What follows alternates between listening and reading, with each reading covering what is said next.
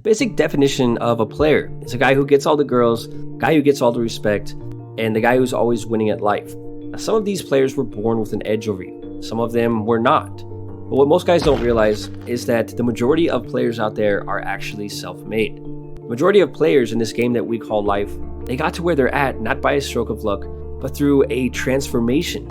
And the more that you understand about the successful player, the more that you can start to be more like him. And the closer that you can get to becoming a successful player, the better that your life will become. So what is the number one thing that a player must never do? Now, a famous quote once said, "Be who you are and say what you feel, because those who mind don't matter, and those who matter don't mind." See, we are living in a world where so many guys are simply following the herd or following the tribe and doing what they are doing only because other people are doing it. See, when I was young, I looked at what everybody else was doing, and I always just did whatever those people were doing. In order to sit at the table with the popular kids in high school, I basically had to look and act like them. Because if I didn't, I wouldn't fit in with them. But then you get older, and you start to question these things. You start to question why you cared so much about trying to be like these other people that you didn't really even like that much. So many guys today regularly apologize for being who they are, whether they do it consciously or unconsciously, but most of the time this is something that happens unconsciously. An example of this is when I was younger, I bought this really cool hoodie, and I bought some new shoes for skateboarding. And I wore these clothes when school started the next year, and when some of my friends saw this new style on me, they actually had made fun of me for it.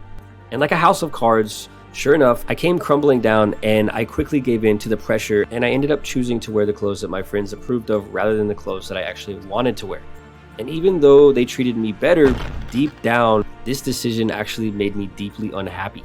And by giving in to this pressure, I was unconsciously apologizing for who I was at the time, or for who I wanted to be. See, when you're super nerdy and you like to watch anime, but you choose to hide this fact around girls, you are unconsciously apologizing for who you are. Whenever you tell a girl that you like something and she shows immediate disapproval and you end up caving to the pressure and you walk back what you said, you once again are unconsciously apologizing for what you said. But more importantly, what you're doing is you're apologizing for being who you are. If you're into Dungeons and Dragons, you don't have to apologize for it. If you don't want to go to college because you know that there's a better way and your parents will grill you for it, don't apologize for it.